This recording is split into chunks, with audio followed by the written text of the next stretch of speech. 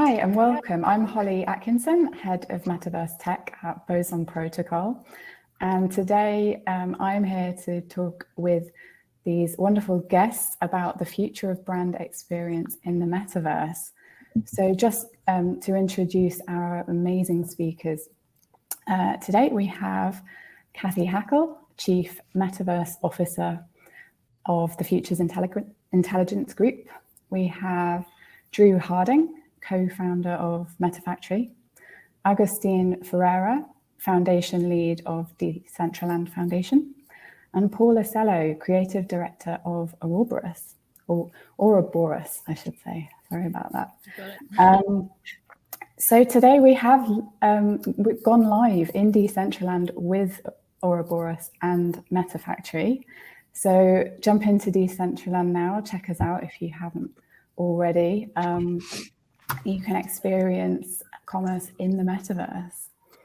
So yeah, having welcomed our amazing panelists who are going to share their thoughts on all things metaverse, let's dive in. We have had so much news this month about what the metaverse is going to mean for us all as individuals, but what we want to talk about today is what it means for brands and creators. Without the constraints of a physical shop, we suddenly have this opportunity to create new brand experiences that simply weren't possible before. Kathy, I mean, you hardly need an introduction. You've been thinking about this stuff for so long. Could you please give us some examples about the type of brand experiences you can envisage being open to us in the metaverse and what it will feel like? For example, how far away are we from fully immersive virtual worlds? Yeah, I do want to give you guys a big shout out. I'm in here trying to do a little shopping, trying to get a meta jacket of some sort. So yeah, I mean, I think, how far away are we? I don't think anyone can really put a timestamp or date, right? This is an evolution. That's kind of how I describe it, especially when I work with brands. No one has a timestamp and saying it'll be, 5 years, 10 years, will be like June of 2020 something, right? I think we're all building it. What I think is really important is, for example, what you guys launched today and what all these brands here are doing is we're building towards that future, right? We're building today. These next 10 years are incredibly important. This decade's the decade where we're going to be building the foundation for that future. So, when are we going to be there? That's debatable, right? I think a lot of different things need to be built from an infrastructure level, also from an experience content layer. Many things need to be in place for us to have that fully, expansive vision of the metaverse that a lot of us envision. I'm the type of person, I'm working towards at least the metaverse that I envision is one that is open and decentralized mostly. So that's kind of what a lot of us, at least here, I believe, are building towards. So, these are steps. These are what I call metaverse moments. So I believe for me, this would be a metaverse moment when you guys are opening this, the Boson portal and allowing people to actually, shop and engage with shopping and with working with some of the brands that you like in a totally different way. So when is it that we're there? I'm not sure. I don't think anyone really has the answer for that. I love that you jumped right in there, Kathy. Amazing. Yeah. Agustin, you literally made the world where we're standing, Decentraland. We bought land, Boson Protocol, and built Boson Portal in there because it is one of the go-to destinations for the open metaverse experience.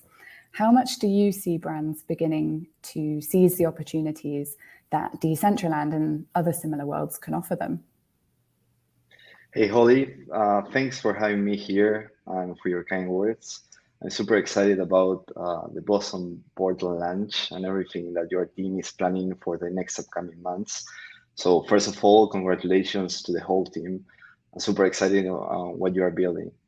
So the first thing to say is that it's been a long journey for all of us that we really want, to create this open metaverse and everything that we have hoped for, it's great to see that it's finally, starting to fall into place and become part of, the narrative. So congratulations everyone here that is building the metaverse. We are totally getting there. I really feel that we are, at the verge of a new historical tipping point, one in which human tools and how we define humanity will fundamentally change and be reinvented in so many ways that we don't yet envision, imagine, or even can predict. But we are iterating and building, as Katy was saying before, right? I really like this quote that says, the medium is the message, right? And the interfaces and the medium are changing, and we will need to reinvent, the whole markets, all of them, right? That comes from products, goods, services, and everything in between. The internet as we know it right now is essentially a digital overlay on the world, right? And the overlay right now is largely 2D information. So that's text, audio, images, video, but that's changing. And also that will change, how humans experience, everything that has to do with the social connections and social interactions, like going, obviously, like buying, going to a shop and doing everything that we do, right? Interfaces like this keyboard here, this is going to end soon, right? And we are building, augmented reality, virtual reality, and I really see, the blockchain somehow being the support layer of all of that. So yeah, I really envision that brands are changing the way in which they see, how to engage with customers, how to build experience on top of that. So it's great that you are promoting that and you are building that with the Boson protocol, and super happy about that. And everyone else that gets, this started and starts building in the metaverse. Thanks, Agustin. Yeah, super exciting to see these developments. And now over to our fantastic partners who both have items on offer in Portal. I'll ask you first, Paula. As the fashion house that made history by being the first to have a fully virtual show at London Fashion Week, what does your presence here in Portal mean for you as a brand? How is it different from a physical store, and what extras does it offer? Hello, everyone.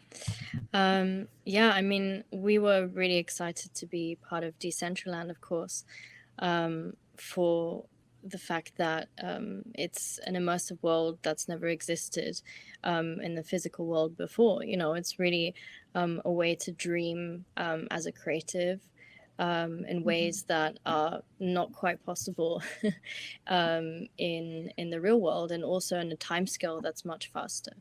Of course, everyone's talking about identity as well, and it's also, including identities in a way that we've never been able to include before, and narrativizing and storytelling. The fact that people are now able to not only purchase our pieces, but actually win them through an interactive game is so exciting. And of course, we are able to weave in our own story throughout the space that, people are then able to explore and actually gather and experience for themselves. So, yeah.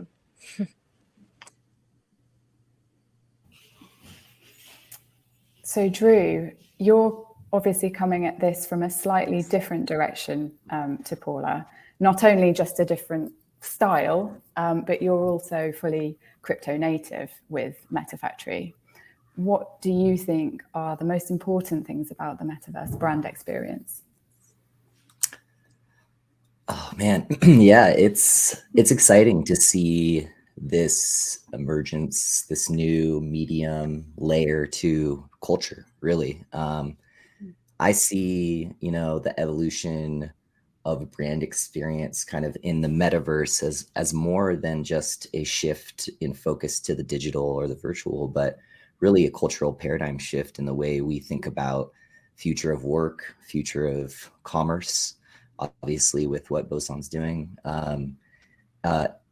I think especially in these early times, which I still believe it's very, very nascent, there's this convergence of physical and digital, and we have many mental models around physical brands and the consumer experience that we share with brands that is driven by physical, but now there's this opportunity to include the digital layer to pull in things like reputation, identity, decentralized identity, allow those things to actually drive possibly the emergence, or the goods themselves can be informed and transformed by the actions one takes, the contributions. And for us as MetaFactory, we've really obviously put a lot of emphasis on being a DAO, being community owned and operated.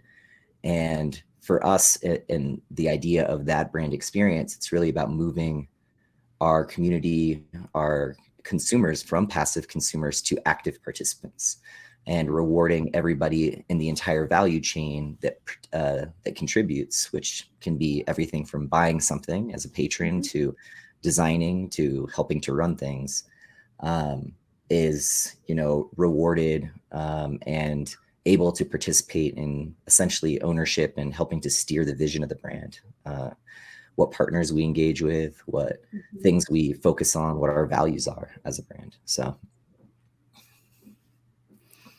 thank you, Drew. So Boson Protocol, we're here in Decentraland rather than in Roblox or Fortnite, because at Boson Protocol, we are very much a part of the open metaverse movement. Kathy, what are your feelings about the open metaverse? Can we just leave big tech to be in charge of such a big part of our lives? Well, they haven't proven to be good stewards, right, with our data. So, I think a lot of us are building towards an open, hopefully decentralized, future of sorts. So, I mean, I always take it back to, like, I have 3 children. What is the world I envision for them? I don't want the age of extraction that we've gone through in Web 3.0 to continue, right? I want them to be co-owners. I want them to be co-creators. I want them to be part of this co-created future, right? Where creators are finally, having an opportunity to, to get paid for their work almost in perpetuity, right? Where brands are going to have to evolve. Brands are going to have to, this is really important to me. It's like when I talk to brands, I always tell them the days of the Mad Men and Madison Avenue days, where it's the brand talking to the consumer or the user, that's changing and evolving. This is community driven, right? This is about co-creation and collaboration. So yeah, I mean, I'm one of those people that wants for us to have an open decentralized future. In reality, I think, some of the big tech companies, they might still, create their own walled gardens where there might be interoperability. Let's call it interoperability, portability within their, their family of platforms. But I do think that a lot of us want to work towards that open, decentralized future. I think the big question for me is a question of standards and protocols, just what you guys doing, and how do we make that interoperability actually happen between different parts of the metaverse. So yeah, I think a new dawn, a new era it's in the works. I think younger generations, especially Gen Z and Gen Alpha, are not going to be okay with the age of extraction that we've lived through with Web 2.0, and they're going to want to, they're not going to want a brand to appease them. They're going to want to go into business with that brand and co-create, co-own. And just like, just what everyone is saying here, I want to just echo the importance of that openness. Absolutely. And Agustin, presumably the idea of an open metaverse is very important to you. Yes, of course. It's why we are building Decentraland, and why we support any other project that is building on top of open standards. As I said before, the medium is a message. We are building a new medium. So do we really want this to be owned by large corporations, or do we want to build it on top of open protocols that we that are made for the future? And as Kathy was saying, younger generations, they really want to be part of the internet, right? And we are building a new internet. This is the new iteration of the internet, which we're building. So yeah, openness for me is everything, and it's the core value that we all, as as all these communities that we are building, the metaverse or the spatial web or the immersive web, however you want to call that. I mean, that's something to live by, right? And I guess that they can take us the metaverse away from us, because the metaverse is much more that they can grab, right? And this is being built by communities rather than corporations. So yeah, 100% aligned with everything that has to do with the open metaverse. And obviously, that's not only Decentraland. There are many groups and many projects who are building the open metaverse, and we are part of a community, and we really encourage everyone to do it and to make use of whatever ideas they have and whatever tools they have to do it. Absolutely, it's work in progress, right? And we're all going to make it together. Now back to Paula. Can you talk a little bit about the Ouroboros pieces that you're offering in Portal and what's special about them?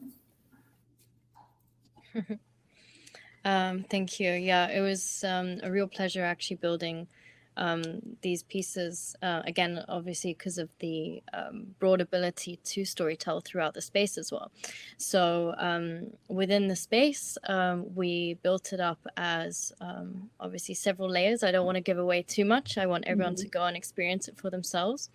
But what you'll find inside is a wearable piece that was very much inspired by the idea behind the brand name. So Ouroboros is the symbol of the snake biting its own tail, which represents continuous renewal and innovation, and also being in a state of motion. So of course, right now in Decentraland, the pieces are not quite animated yet. So one of the most important parts of this was to actually represent, I suppose, the feeling and motion of a snake peeling its own skin and transforming. And so one of the necklaces that we are selling physically as well is part of the wearable and dripping across the wearable piece. So for this, we were also looking at, I suppose, really iconic VFX scenes in film history, such as Black Panther, also Mystique. So you'll see several references across that. And for the necklace itself, it was the actual symbol of the snake biting its own tail as a chain piece. Of course, we were thinking of popular culture, what jewelry is really a defining statement in time right now, and chains really spoke to us, and so this became one of the main parts of this. Now there's also a set of bracelets where we took one link of the chain and turned that into a bracelet. One comes as a 3D printed piece in a clear material, so we really wanted to give it that digital physical look. And the other one is silver. Now this is actually made with white gold, so it's even more, I suppose, luxurious than just a silver material. I mean, I absolutely love all of the pieces in Decentraland. I can't wait to go shopping. I'm like, okay. I encourage everybody to jump in there and have a look. There's so much you can do in there, as you say, Paula, that you know, to embellish and enhance on what you can do in the real world. And Drew, what is the MetaFactory approach? Where do you see your brand in 5 years, and how will the shopping experience change, do you think? Ooh, that's a great question. It's hard to guess where things will be in 5 months, the pace at which our ecosystem moves. But yeah, it's, again, I think our interest and a lot of the emphasis we place is on, being community owned and operated. I think from a brand perspective, this is quite new. Most brands, especially luxury brands, are quite coveted in terms of how they want to be perceived, how their brand image, ensuring that it's always consistent, always in line. For us, we're kind of the anti-brand in that sense. We intentionally try and take a more amorphous approach, lay some foundation, some general guidelines, but allow our community to kind of constantly be redefining who we are, what we do, who we work with. Our primary focus thus far has been collaborating and lifting up, celebrating other projects in crypto culture generally. So we do most of our drops are collaboration pieces with other communities, protocols, projects, which has been awesome. I believe fashion is just another extension of culture, and we, and that's driven by our principles and values, Web3 principles of sovereignty, of decentralization, anti-fragility, all these things. And so kind of doubling down and focusing on Web3 projects and culture made sense for us versus trying to go after legacy brands or whatnot. We're now starting to see their interest emerge, and we're looking for those that see and want to participate through the lens and the values that kind of I think we hold important in this thing versus what they see in terms of the cash grab, money extraction kind of things that are occurring and draw a lot of eyes and attention on the space. But yeah, how can we create opportunities for both creators and consumers, people who are just, you buy Nike or Lululemon because you resonate, with being an athlete, or you wear a luxury brand as, a social status symbol. I think people, they want to wear items that reflect their culture and the things that are important to them. And so looking for those legacy brands that are seeing what we're doing and appreciate what we're trying to accomplish culturally. And yeah, collab with them. For MetaFactory, we're very focused also on the decentralization of production and fulfillment side. This is a big challenge because physical goods production is tricky. Obviously, a lot of challenges with supply chain at the moment too. But, this is exciting too because we're trying to address some of the problems of fast fashion, of, people who are in the value chain who aren't being kind of paid their fair share or the respect given for, garment construction and these things that actually drive the industry forward.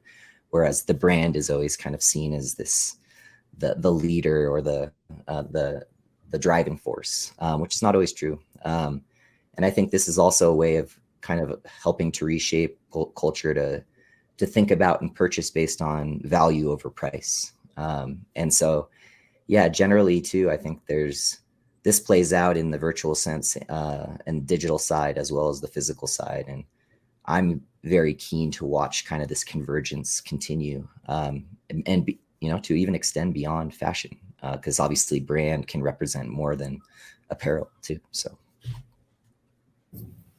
Absolutely. Thanks so much, Drew.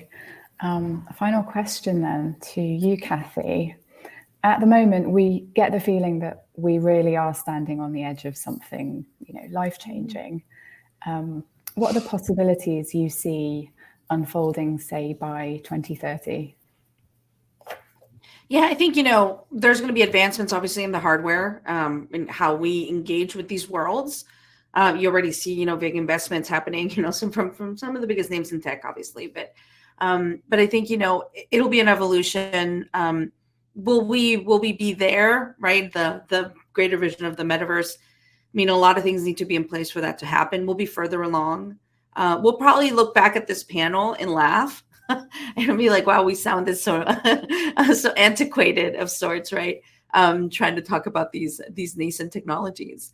But yeah, I mean, I hope that we'll be in an internet that is around us, that allows us to express ourselves in different ways, in multiple identities, possibly. So yeah, I mean, I always think, once again, and I'm going to go back to my kids, I think about how old they're going to be and what they're going to be experiencing. And, I think it's going to be a really interesting time. They might have careers by 2030 that they're doing in the metaverse. I mean, there's already, obviously everyone here on this panel is, working in some front or doing something where we work with companies or you know, or our business is metaverse driven. So where will we be in 10 years? The answer is I don't know, but I hope it's a better place than we are today with Web 2.0. And I hope that we get ahead of some of the challenges of the Web 2.0 era. There will be challenges in Web 3. I'm not going to, you know, we all know there might be things that pop up down the line that we had no idea would happen. But part of our role, everyone here, is to try to get ahead of those problems and try to solve for them the sooner we can. So. Yeah, I love that bit about we're going to look back and laugh. Yeah. Couldn't agree more with that. So yeah, just a reminder to everybody watching that you can jump into Decentraland. Check out the link in the chat there. You can see the Ouroboros brand in there, the brand space. You can see the products on sale, real life physical items. You can see Meta Factory space too. Go and check out the hoodie in there. It's super cool. There are wearables too. We're really excited for everyone to see these spaces. They've just gone live today. And you can go to sign the Boson Portal guest book for a chance to win some Boson tokens. And also you can get your exclusive POAP. So dive right in. Don't be shy. I've noticed we do have some questions. So I'm going to see what we've got in here. I think we have a little bit of time left from our lovely viewers. So yeah, we have a question here. Do you think the digital asset will decouple from the physical eventually? That's an interesting one. We've touched on a few ideas here about wearables. We've mentioned that. We've talked about sovereignty. I'm going to throw it out there to everybody. I think there are a few different threads we can touch on here. Who wants to go first? I'll jump in. I do think it's natural that the digital side will decouple from the physical. At the same time, I do think there's an interest in aligning identity in who I am in the meat space and what I wear, and who I am and what I wear in the virtual side. I think there's something very cool and exciting about having that kind of crossover and companionship. But, you know, one thing to keep in mind with all these virtual worlds is they are limitless. We don't have to just be constrained to the physics of our realities, the mental models we have around what things should look like. Should gravity even exist? The construction of clothing can take whole new directions, right? So I don't think we would definitely want to be limited by those existing like kind of mental models or thoughts about physical goods. So yeah, I think it's a balance, and I think there'll be exciting opportunity with both the independently decoupled or purely virtual side, as well as the physical piece and the complements to those. And in Decentraland, for example, you have the wearables. So obviously there's going to be, in my opinion, a focus on avatars and building out that whole side of it as well. Agustin, Kathy, do you have thoughts on how that might look? Yeah, I mean, I definitely have to agree with Drew on that. I talk a lot about the direct to avatar economy, right? Is direct to avatar the next direct to consumer? And it kind of is proven to be in some ways. I think there were some numbers that went public yesterday from Bloomberg, if I'm not wrong, that puts the luxury digital fashion opportunity at 50 billion by 2025. I can't remember what the exact number is, but you know, and those are projections, right? No one really knows. It could be a lot bigger, it could be smaller.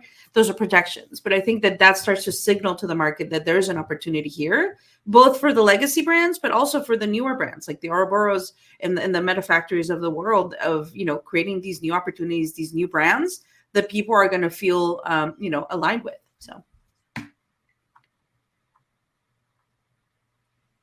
Yeah, something to add on top of that, and I feel this really resonates what Drew was saying is, in the digital realm, you can build your own identity as you want, right? So clothes and fashion, and brands in general, they have a new opportunity to create things like emotes, for example. If you see Fortnite, what they are selling right now, is emotes. That's one of the biggest deals there.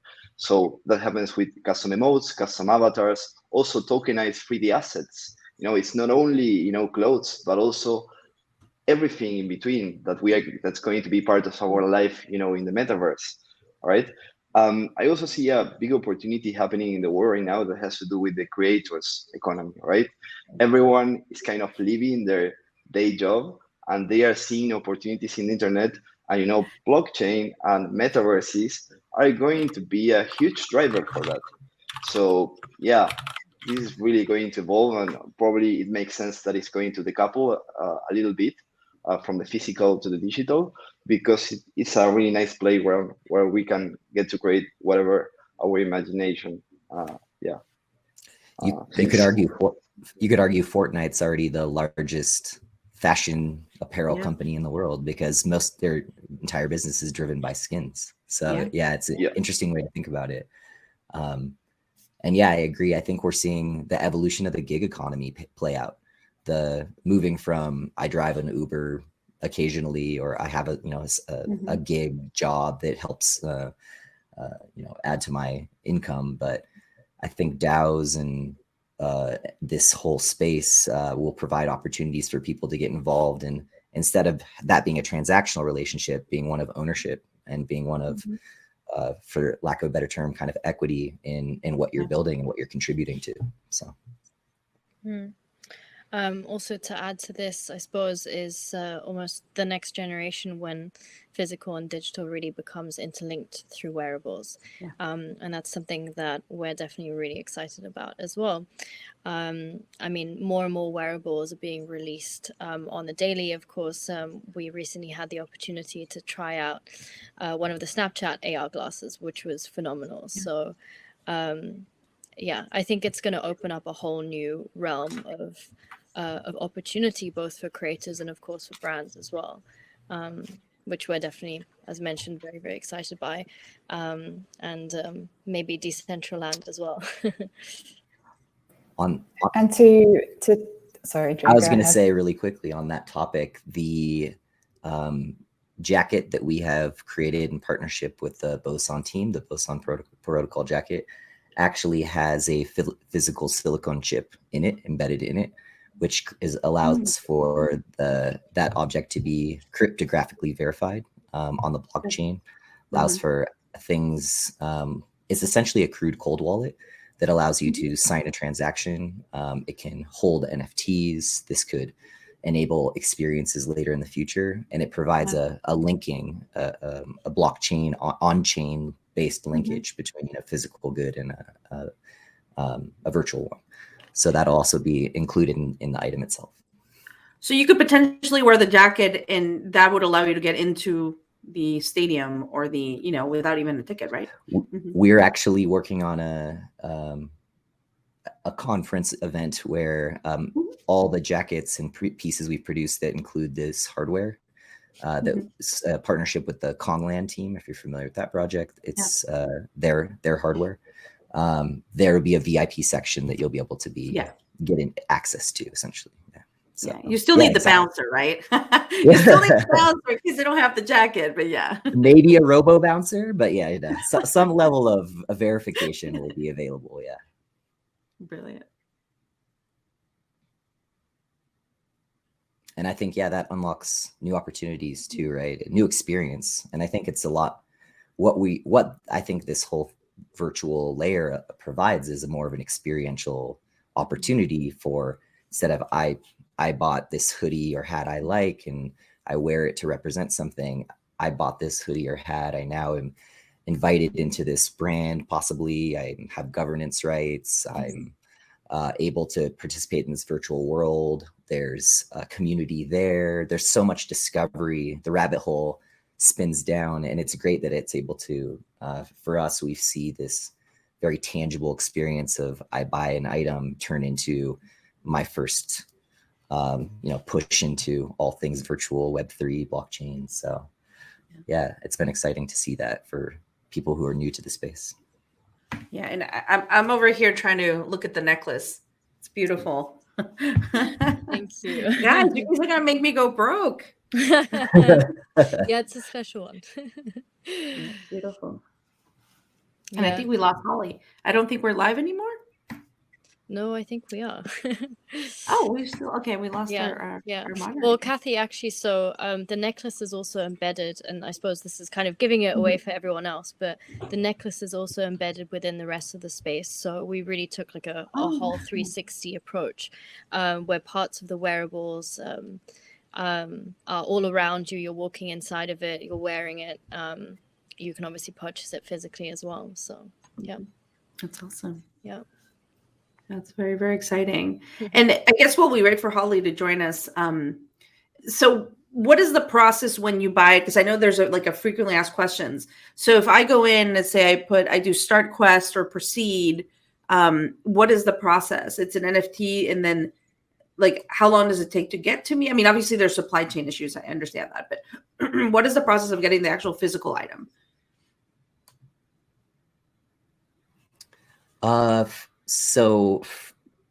From my understanding, Yeah. it's essentially a bit of tech and game theory mixed in. You're purchasing an NFT that represents the ability to claim one of these limited edition items. Since that's tokenized, you can resell that on a secondary market, and or choose to redeem for the physical good whenever it's ready. And then that'll be shipped out to you. And there's a very beautiful process and kind of user experience that the Boson team has built out to enable that. That's wonderful. I think I'm back in now, everyone. Can you see and hear me? Yes, you're back. A little glitch there. Yeah, so there was another question that talked about barriers to entry, and actually I think with everything that's happening with the open metaverse, this is removing barriers, right? Do you have anything you want to add to that?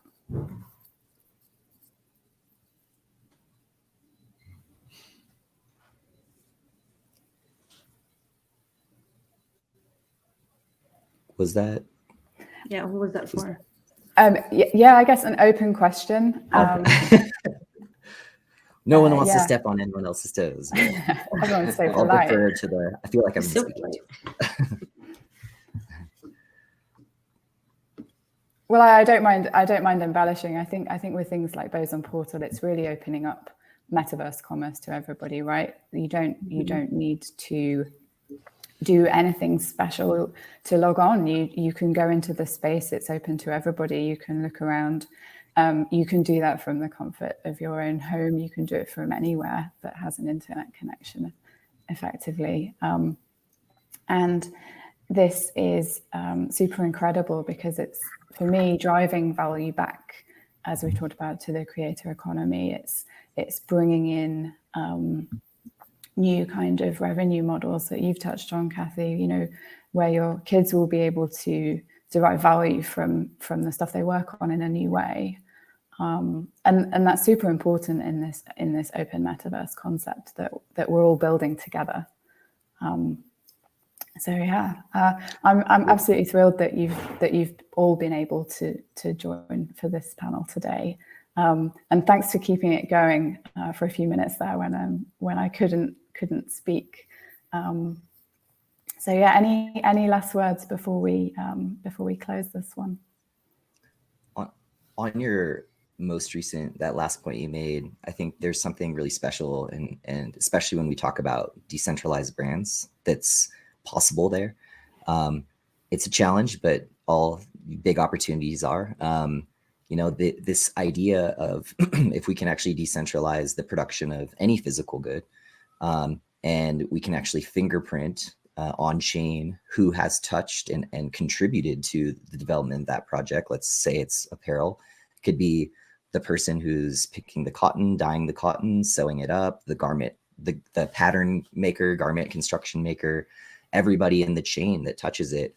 It would be amazing. And our goal would be to be able to distribute Robot, our token, to everybody in that chain who's created value. So from the person who again, sewed up the garment to even just purchasing it, because it's patronage on some level. Everybody's contributing to seeing this thing grow. And that's the other exciting thing that can be empowered by blockchain, and then obviously be pulled into the virtual side as well. So. And we have so many more questions. So we're not going to have time to answer any more. So we have a few last words here, and then we'll close this one, I'm afraid. But yeah, anyone else? Any last thoughts? Yeah, I'll just add something to that. One of the big things that I'm a big proponent of is for everyone to feel welcome in building this future. So, it's still early. Everyone that's watching, no matter your age, if you're young, old, if you're a man or woman, or whatever you are, you're welcome to come and build the future. This is for all of us. So not just one type of person or one company should build the future. I think that's a great point to close on. Thanks so much, Kathy. So yeah, Agustin, Paula, Kathy, Drew, thank you so much for your time today. Thanks for getting up early, those who are far away. And yeah, come and join us in the metaverse and check out the branded spaces by Ouroboros and MetaFactory. Bye, everyone. Thank you. Thanks for hosting us. See you in the metaverse. Thank you. Thank you.